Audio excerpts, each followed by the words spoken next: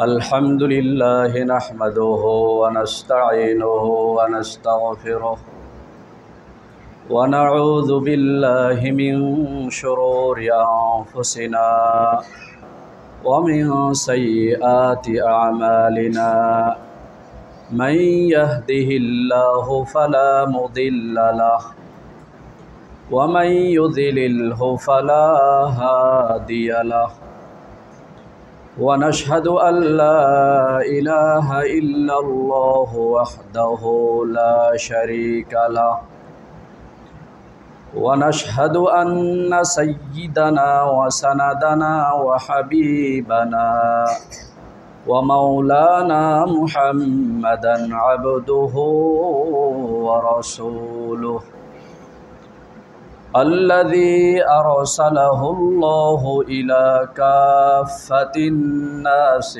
بشيرا ونذيرا وداعيا إلى الله بإذنه وسراجا منيرا أما بعد فقد قال الله تبارك وتعالى في كلامه المجيد وفرقانه الحميد أعوذ بالله من الشيطان الرجيم بسم الله الرحمن الرحيم وإذا ضربتم في الأرض فليس عليكم جناح أن تقصروا من الصلاة إن خفتم أن يفتنكم الذين كفروا إن الكافرين كانوا لكم عدوا مبينا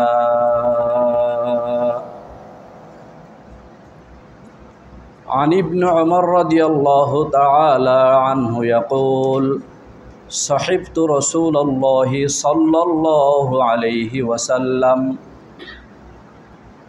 فما كان يزيد في السفر على ركعتين وأبا بكر وعمر وعثمان كذلك وقال رسول الله صلى الله عليه وسلم لا يؤمن أحدكم حتى يكون هواه تبعا لما جئت به أو كما قال عليه الصلاة والسلام محترم حاضرین আল্লাহ রব্বুল আলমিনের দরবারে অশেষ মেহরবানি যে আল্লাহ রব্বুল আলমিন আমাদের সকলকে জুমার দিনের মতো এত বরকতপূর্ণ দিনে আল্লাহ পাকের হুকুম জুমার নামাজ জামাতের সাথে আদায় করার জন্য আল্লাহ পাকের ঘর মসজিদের জন্য আমাদের সকলকে কবুল করেছেন। এই জন্য দিল থেকে মোহাব্বতের সাথে আল্লাহ রব্বুল আলমিনের শুকর আদায় করি আলহামদুলিল্লাহ। সাথে সাথে সেই প্রিয় নবীর শানে অত্যন্ত মোহাব্বতের সাথে দরুদ শরীফ পড়ব যে রসুল আকরাম সাল্লাল্লাহু আলাইহি ওয়াসাল্লাম উম্মতের প্রতি এত দরদি আর এত উম্মতের বিপদ আপদ মুসিবত থেকে রক্ষা করার জন্য এত সতর্ক ছিলেন উম্মত যেন তার দুনিয়ার জীবনের সমস্ত পেরেশানি মুসিবত থেকে মুক্তভাবে জীবনযাপন করতে পারে। বিশেষ করে আখিরাতের জীবন, যেই জীবনে কেউ কাউকে সহযোগিতা করতে পারবে না, এমন ভয়ানক পরিস্থিতিতে প্রিয় নবীর উম্মত যেন মুসিবত থেকে বাঁচতে পারে, আল্লাহ পাকের কাছে নাজাত পেয়ে জান্নাতের মেহমান হিসাবে আল্লাহ পাকের কাছে স্বীকৃতি অর্জন করতে পারে, এই উপদেশ এবং এই নসিহত যেই নবী উম্মতের জন্য দরদের সাথে দিয়ে গিয়েছেন, এই নবীর শানে অত্যন্ত মোহাব্বতের সাথে দরদ ভরা কণ্ঠে দিল থেকে জবান খুলে উচ্চ আওয়াজে দরুদ শরীফ পড়ি সাল্লাল্লাহু আলাইহি ওয়াসাল্লাম। মুহতারাম হাজরিন, মানুষের বিভিন্ন প্রয়োজনে, কাজের প্রয়োজনে, স্বার্থে নিজের বাসস্থান থেকে অন্যত্রে সফর করে এদিক সেদিক যেতে হয়।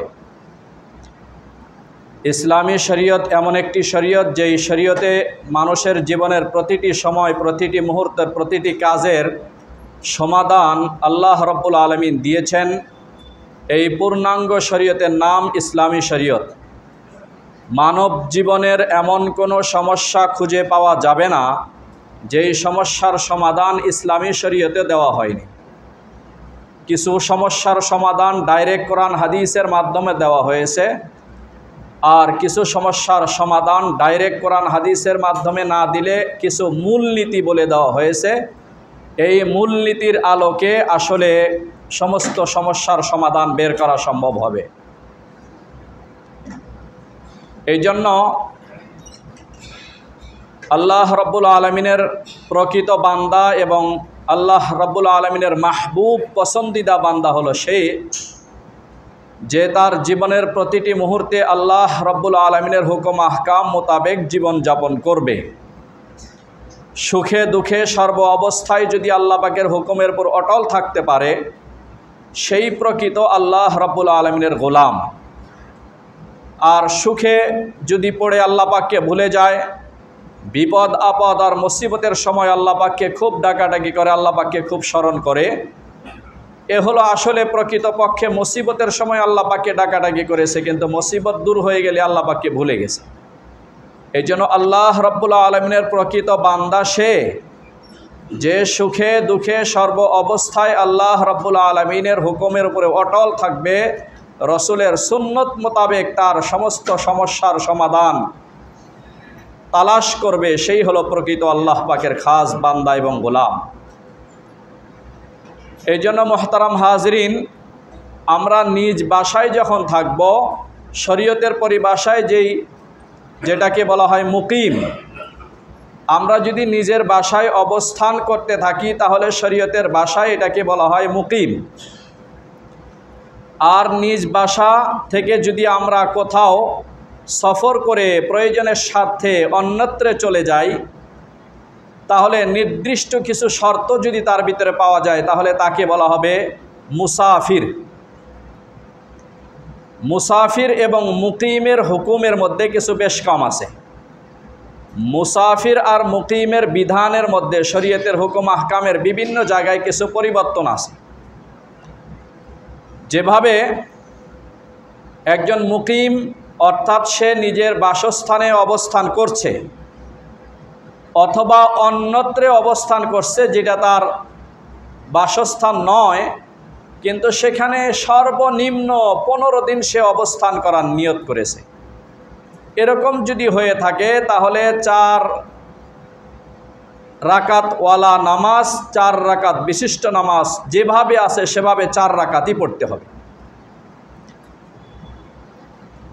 আর কোনো সময় যদি এমন হয় যে আপনি আপনার প্রয়োজনের স্বার্থে আপনার বাসস্থান ত্যাগ করে অন্যত্রে কোথাও সফরের উদ্দেশ্যে আপনি বের হয়েছেন, তাহলে সেই ক্ষেত্রে মাসআলা হলো সফরের উদ্দেশ্যে বের হতে হবে। আপনি সফরের নিয়ত ছাড়া এখন ঘর থেকে বের হলেন, সারা দুনিয়াও যদি সফর করে চলে আসেন কিন্তু আপনার নিয়ত ছিল না, সফরে কোনো নিয়ত আপনার নেই, তাহলে আপনি 4 রাকাত নামাজ 2 রাকাত পড়তে পারবেন না। আপনাকে 4 রাকাত বিশিষ্ট নামাজ 4 রাকাত কমপ্লিটই পড়তে হবে।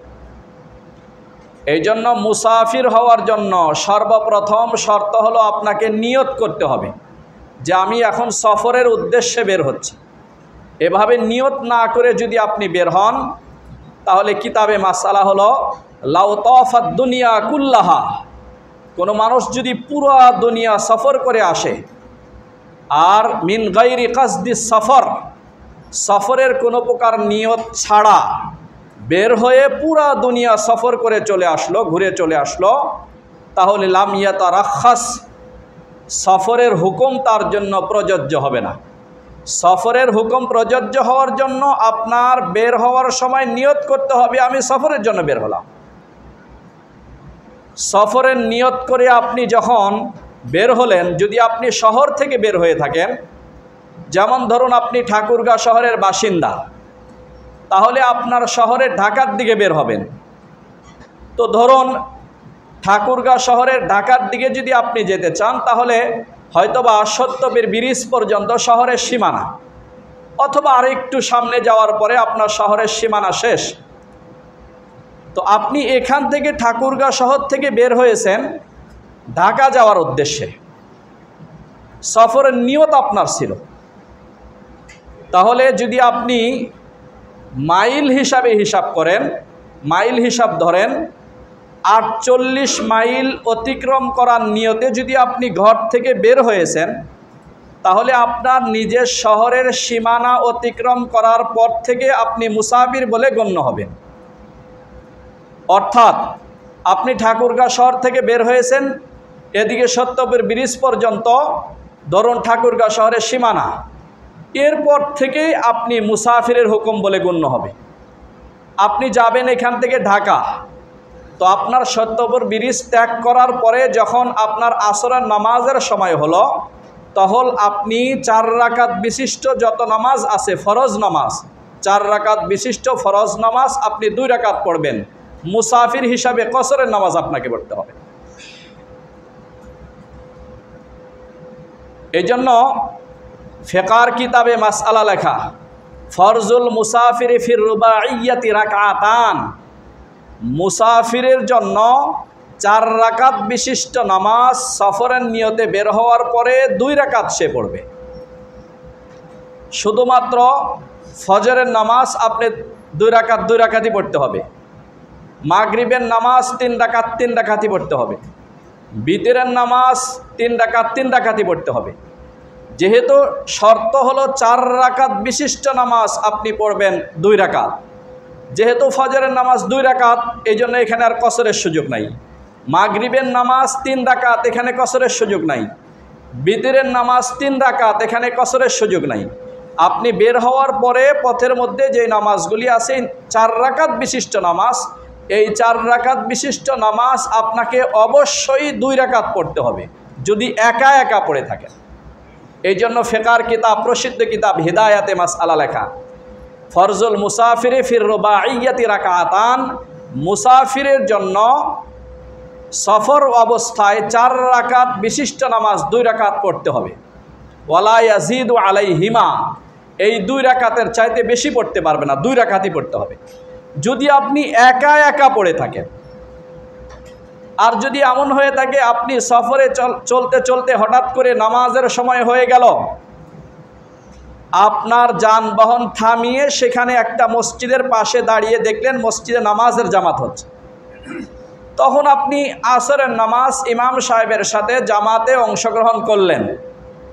অংশগ্রহণ করার পরে 4 রাকাত বিশিষ্ট নামাজ, যেহেতু আসর, তো আপনার পড়ার কথা ছিল 2 রাকাত, কিন্তু যেহেতু ইমামের সাথে আপনি পুরা করছেন, তখন আপনাকে 2 রাকাত নয়, এখন আপনাকে 4 রাকাতই পড়তে হবে।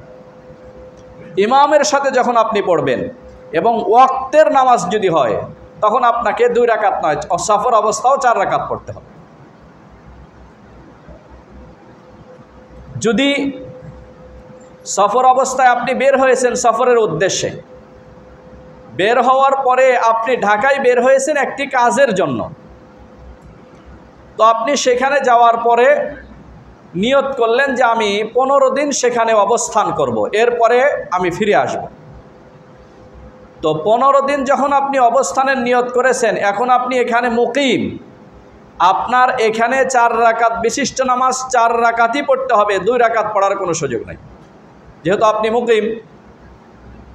যদি এমন হয় 2 দিন পরে আবার আপনি নিয়ত পরিবর্তন করলেন যে আমি তো 15 দিন এখানে অবস্থান করার নিয়ত করেছিলাম, কিন্তু এখন তো 15 দিনের প্রয়োজন নাই, আমি যেই প্রয়োজনে ঘর থেকে বের হয়ে এখানে এসেছিলাম, সফর করেছিলাম, আমার সফরের উদ্দেশ্য পূরণ হয়ে গেছে, এখন আর আমার এখানে থাকার কোনো প্রয়োজন নেই। তখন আপনি যখন চলে আসতে থাকবেন, ফিরে আসতে থাকবেন, বা ওইখানে অবস্থান করবেন আরও 2-1 দিন পর্যন্ত, তখন আপনাকে আবার কসরের হুকুম চলে আসবে। আর পথের মধ্যে যাওয়া আসার সময় যা আছে কসর পড়তে হবে আপনার। এটা সহজ বিষয়। কারো যদি এমন হয় যে ঢাকাতেও তার একটা বাড়ি আছে, ঠাকুরগাঁও শহরেও আছে, কারণ ঢাকার বাসায় সে যখন যাবে সেখানে সব কিছু আছে, সেখানে থাকার জন্য ঘর বাড়ি যা যা প্রয়োজন সব কিছু সেখানে আছে। এখানে ঠাকুরগাঁও শহরেও সেখানে থাকার জন্য যা যা প্রয়োজন সব কিছু আছে। তাহলে আপনি ঠাকুরগাঁও শহরের থেকে যখন বের হবেন, শহর ত্যাগ করার পরে কিতাবে মাসআলা লেখা, ওয়াইদা ফারাকা বুয়ুতাল মিসর সাল্লা রাকাতাইন, শহরের সীমানা অতিক্রম করলেই 2 রাকাত পড়তে হবে, 4 রাকাত। তো আপনার ঠাকুরগাঁও শহরেও বাসা আছে, আপনি এখান থেকে বের হয়ে যখন ঠাকুরগাঁও শহরের সীমানা ত্যাগ করেছেন তখন থেকে আপনি 2 রাকাত শুরু করবেন কসরের নামাজ। আবার ঢাকায় যেহেতু আপনার বাসা আছে, তো ঢাকার সীমানা যেখানে শুরু, এখানে ঢাকার সীমানায় ঢোকার সাথে সাথে আপনি সেখানে মুকিম, আপনাকে 4 রাকাত পড়তে হবে, 2 রাকাত আর পড়ার সুযোগ। আবার ওইখান থেকে শেষ করে যখন ঠাকুরগাঁর দিকে রওনা হবেন, ঢাকার সীমানা ত্যাগ করার সাথে সাথে রাস্তা ঠাকুরগাঁও শহরে ঢোকার আগ পর্যন্ত মধ্যবর্তী পুরা রাস্তা আপনাকে 4 রাকাত বিশিষ্ট নামাজ 2 রাকাত পড়তে হবে। এখন প্রশ্ন হলো, সফর অবস্থায় এমন যদি হয়, কারো এমন বাসা আছে এমন স্থানে যে এক দিক দিয়ে গেলে 48 মাইল রাস্তা হয়, কিন্তু ওই জায়গায় পৌঁছার আরেকটা রাস্তা আছে যেই দিক দিয়ে গেলে 48 মাইল রাস্তা হয় না, যদি এমন হয়, আমি যদি এখান থেকে ধরুন দিনাজপুরে পৌঁছতে চাই, তাহলে রংপুর পৌঁছতে চাই, রংপুরে পৌঁছার একটা রাস্তা এমন আছে যে রাস্তা দিয়ে গেলে আমি অল্প সময়ে পৌঁছতে পারবো, সেখানে আসলে 48 মাইল হবে না, কম। আর একটা রাস্তা আছে যেই রাস্তা দিয়ে যদি আমি সফর করে যাই তাহলে 48 মাইল হয়। এমতো অবস্থায় আপনি কি সফরের নামাজ পড়বেন, কসরের নামাজ, না পুরা নামাজ পড়তে হবে? এই জাতীয় প্রশ্নের সমাধানে ফিকহের প্রসিদ্ধ কিতাব ফাতহুল কাদির, হিদায়া সহ সমস্ত কিতাবে লেখা, যখন 2টা পথ আছে যে এক পথ দিয়ে অতিক্রম করলে, সফর করলে আপনার 48 মাইল পূরণ হয়ে যায়, আর এক পথ দিয়ে সফর করলে 48 মাইল পূরণ হয় না, তাহলে দেখতে হবে আপনি কোন পথ দিয়ে সফর করে এসেছেন। যদি এমন হয়ে থাকে আপনি যেই পথ দিয়ে সফর করে এসেছেন এই পথ দিয়ে আসার রাস্তা 48 মাইল পূরণ হয়েছে, তখন আপনাকে 4 রাকাত বিশিষ্ট নামাজ 2 রাকাত পড়তে হবে। আর যদি এমন হয়ে থাকে যেই পথ দিয়ে আপনি এসেছেন এই পথে আসলে এই পথ দিয়ে আসলে 48 মাইল পূরণ হয় না, তখন আপনাকে 4 রাকাত বিশিষ্ট নামাজ 2 রাকাত পড়ার কোনো সুযোগ নাই, আপনাকে 4 রাকাতই পড়তে হবে। এক্ষেত্রে একটি বিষয় আপনাদের স্মরণ রাখা দরকার, আমাদের দেশে বর্তমান মাইলের হিসাবটা থাকে না, বেশি থাকে কিলোর হিসাব। যেমন বাস স্ট্যান্ডে বড় সরকারিভাবে বড় সাইনবোর্ডের সাথে লেখা এখান থেকে ঢাকা কত দূর হবে, এখান থেকে চট্টগ্রাম কত দূর হবে, এখান থেকে সিলেট কত দূর, এখানে কিলো লেখা আছে, মাইল সেখানে লেখা নাই। তখন আপনি কি করবেন? সেই জন্য কিলোর হিসাবে এই 78 কিলো যদি কেউ অতিক্রম করে তাহলে সে 78 কিলো যাওয়ার নিয়তে যদি ঘর থেকে বের হয়, নিজের শহর অতিক্রম করার সাথে সাথে সে মুসাফির হিসাবে গণ্য হবে। এই জন্য মাইলের হিসাব যদি আপনার কাছে নাও থাকে, কিলোর হিসাব যদি থাকে, তাহলে 78 কিলো অতিক্রম করার পরে 78 কিলো অতিক্রম করার নিয়তে যদি আপনি আপনার শহর ত্যাগ করে থাকেন তাহলে আপনি মুসাফির বলে গণ্য হবেন। এখানে একটি বিষয় আপনাদের বিশেষভাবে স্মরণ রাখার মতো, আপনি নিয়মিত কিছু আমল করতেন। ধরুন নিয়মিত ফজরের নামাজের পরে আপনি সূরা ইয়াসিন তেলাওয়াত করতেন, নিয়মিত মাগরিবের নামাজের পরে সূরা ওয়াকিয়া তেলাওয়াত করতেন, নিয়মিত আপনি এশার নামাজের পরে সূরা মুলক তেলাওয়াত করতেন, সকাল সন্ধ্যায় বিভিন্ন তসবিহ তাহলিল আপনি নিয়মিত পড়তেন, ফজরের নামাজের পরে মসজিদে বসে ইশরাক পর্যন্ত জিকির আজকার তসবিহ তাহলিল পড়ে এরপরে আপনি বের হতেন। অর্থাৎ আপনার নিয়মিত অনেকগুলি আমল ছিল, সফরের ব্যস্ততার কারণে বা সফরের ক্লান্তির কারণে নিয়মিত আমলগুলি আপনার করা সম্ভব হচ্ছে না। এই জন্য হাদিসে রাসূল আকরাম সাল্লাল্লাহু আলাইহি ওয়াসাল্লাম ইরশাদ করেন, বোনাস হিসাবে মানুষ 2 সময় তার জীবনের নিয়মিত সমস্ত আমলের সওয়াবগুলি আমল না করেও বোনাস হিসাবে পাইতে থাকবে। 1 নম্বর হলো আপনি শারীরিকভাবে যখন অসুস্থ হয়ে যাবেন, ধরুন একজন মানুষ সুস্থ থাকা অবস্থায় সে নফল নামাজগুলি দাঁড়িয়ে দাঁড়িয়েই পড়ত, এখন শারীরিকভাবে অসুস্থ হওয়ার কারণে নফল নামাজ সে বসে বসে পড়ে।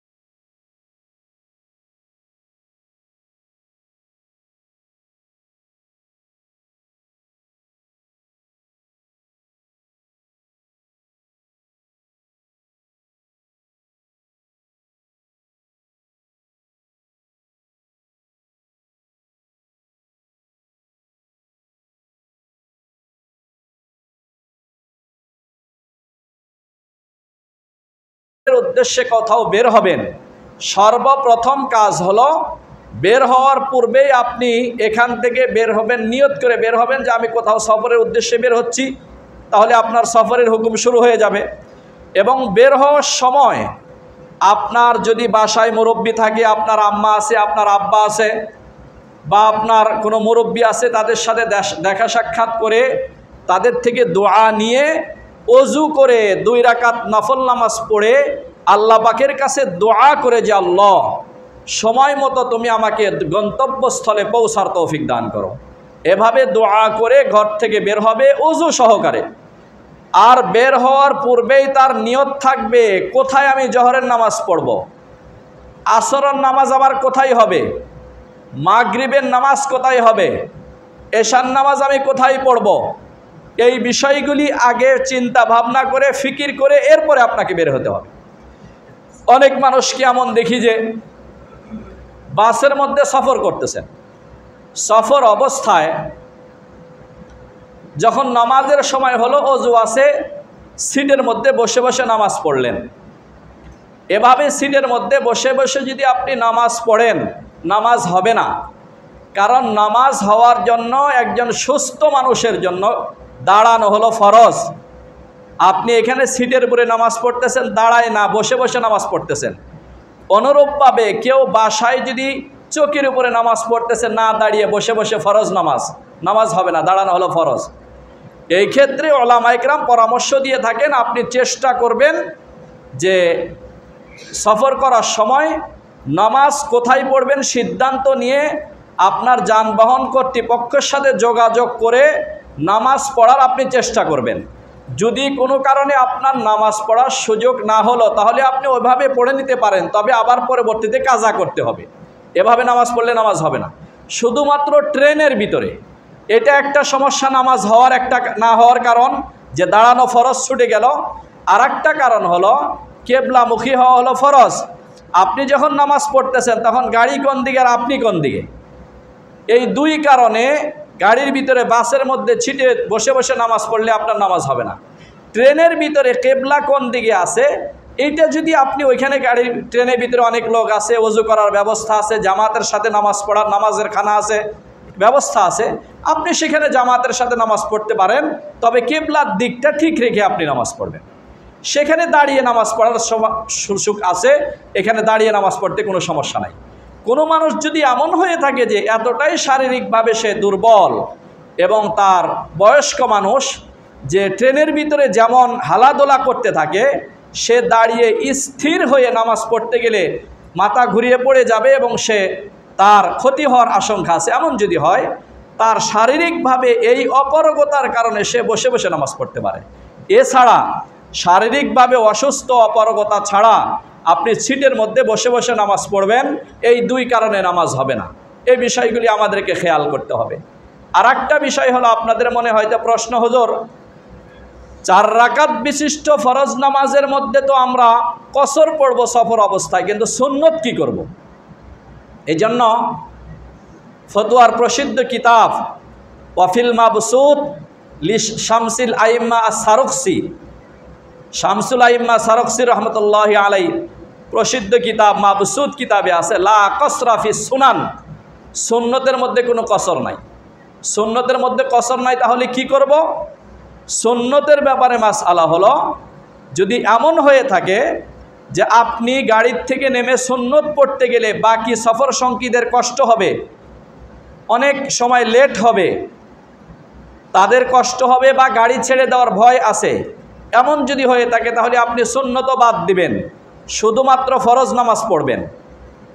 আর যদি এমন হয়ে থাকে যে আপনি পথের মধ্যে না, স্থিরভাবে আপনি বাসায় যেখানে সফর করে আপনার গন্তব্যস্থলে পৌঁছার কথা সেখানে পৌঁছে গিয়েছেন, কোনো প্রকার সমস্যা নেই, তখন আপনার জন্য উত্তম, জরুরি না, উত্তম হলো আপনি সুন্নত পড়ে, পুরাপুরি সুন্নত পড়ে আপনি ফরজ পড়বেন ওই অবস্থায়। তারপরেও জরুরি না, উত্তম।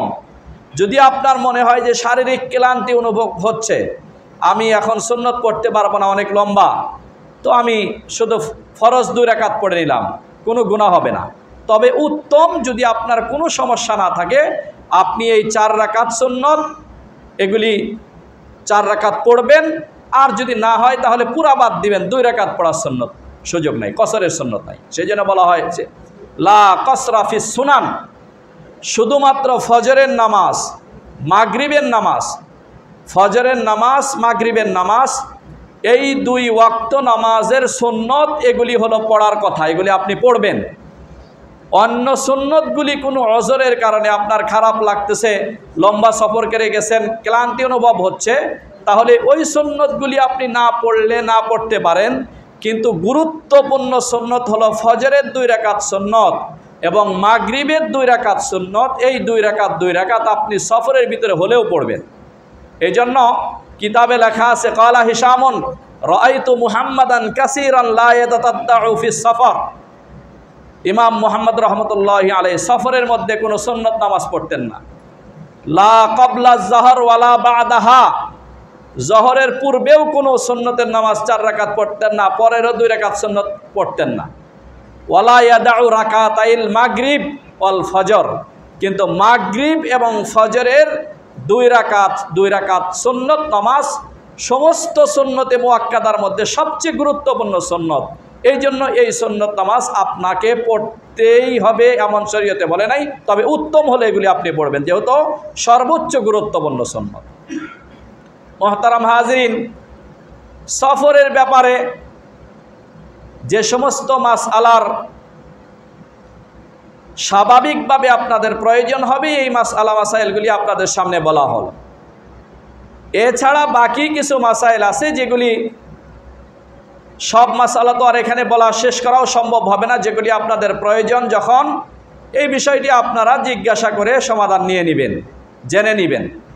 তবে একটা গুরুত্বপূর্ণ বিষয় হলো হাদিস শরীফে রাসূল আকরাম সাল্লাল্লাহু আলাইহি ওয়াসাল্লামের আমল যেটা বোঝা যায় সেটা হলো সফর থেকে ফিরে আসার পরে আল্লাহর নবী সর্বপ্রথম মসজিদে প্রবেশ করতেন, 2 রাকাত নফল নামাজ পড়ে এরপরে বাসায় ঢুকতেন। রাসূল সাল্লাল্লাহু আলাইহি ওয়াসাল্লামের আমল ছিল। যেমন সফরে যাওয়ার সময়, বের হওয়ার সময়ও আপনি 2 রাকাত নফল নামাজ পড়ে যাবেন, মুরব্বী যারা আছে তাদের থেকে বিদায় নিয়ে দোয়া নিয়ে যাবেন, এবং সফর অবস্থায় আপনি যখন সফরে থাকেন, যতই ক্লান্ত থাকেন, তখন হলো দোয়া কবুল হওয়ার সময়। হাদিস শরীফে রাসূল আকরাম সাল্লাল্লাহু আলাইহি ওয়াসাল্লাম ইরশাদ করেছেন, 3 ব্যক্তির দোয়াকে ফেরত দেওয়া হবে না। তার মধ্যে একজন ব্যক্তি হলো মুসাফিরের দোয়া, কোনো সময় ফেরত দেওয়া হবে না। এই জন্য আপনি তো এখন সফর অবস্থায় আছেন, যখনই আপনি সফরের উদ্দেশ্যে বের হয়েছেন তখনই আপনি আল্লাহ পাকের কাছে বেশি বেশি দোয়া করতে থাকেন। দোয়ার জন্য হাত উঠাইতে হবে এমন জরুরি না, যেখানে হাত উঠানোর মতো পরিবেশ আছে সেখানে হাত উঠিয়ে আপনি আল্লাহ পাকের কাছে দোয়া করলেন। যেখানে হাত উঠানোর মতো পরিবেশ নাই সেখানে হাত উঠানোর প্রয়োজন নাই। হাত না উঠিয়ে মনে মনে আপনি আল্লাহ পাকের কাছে দোয়া করতে থাকেন, কারণ হাদিস শরীফে আল্লাহ নবী বলেছেন মুসাফিরের দোয়া আল্লাহ পাক ফেরত দিবেন না, দোয়া অবশ্যই কবুল করবেন। এই জন্য আপনি সফর অবস্থায় আছেন, একটা বরকতপূর্ণ আমলের মধ্যে আছেন, আপনি অন্যের জন্য দোয়া করতে থাকেন। অনুরূপভাবে কোনো ভাই যদি সফরের জন্য বের হয়ে যাচ্ছেন, আপনার কাছে এসেছেন দোয়ার জন্য, তো আপনিও তাকে বলেন যে ভাই আপনি তো সফরে চলে যাচ্ছেন, আমার জন্য দোয়া করবেন, আল্লাহ পাক যেন আমাকে মুসিবত থেকে হেফাজত করেন, ঈমান আমলের সাথে চলার তৌফিক দান করেন। জরুরি বিষয়গুলি আপনিও তার থেকে দোয়া চাবেন। হযরত ওমর ইবনুল খাত্তাব রাদিয়াল্লাহু তাআলা আনহু একবার উমরার সফরে যাইতেছিলেন, আল্লাহ নবীর কাছে আসলেন, ইয়া রাসূলুল্লাহ আমি উমরার উদ্দেশ্যে সফরে চলে যাচ্ছি। আল্লাহ নবী বললেন, ওমর তোমার দোয়াতে আমাকে কখনো ভুলবে না। হযরত ওমর বলেন, আল্লাহ নবী যখন আমার কাছে এত আন্তরিকতার সাথে দোয়া চাইলেন, আমার এত খুশি লাগলো, এত খুশি লাগলো, পুরা দুনিয়াটা যদি আমি ওমরকে আল্লাহ পাক দিয়ে দিতেন, মালিক বানাইতেন, তো আমাকে যেমনটা খুশি আর আনন্দ অনুভব হতো, এর চাইতে আল্লাহ নবী আমার থেকে দোয়া চেয়েছেন, এটা আমার অনেক বেশি বেশি খুশি লেগেছে। এই জন্য মুহতারাম হাজিরিন, কেউ সফরে চলে যাচ্ছে, আপনার কাছে আসলো, আপনি তার কাছে দোয়া চাবেন, আল্লাহ রাব্বুল আলামিন যেন তার দোয়া আপনার জন্য কবুল করে নেন। যারা আমরা ক্বাবলাল জুমআহ 4 রাকাত সুন্নাত পড়ি না, 4 রাকাত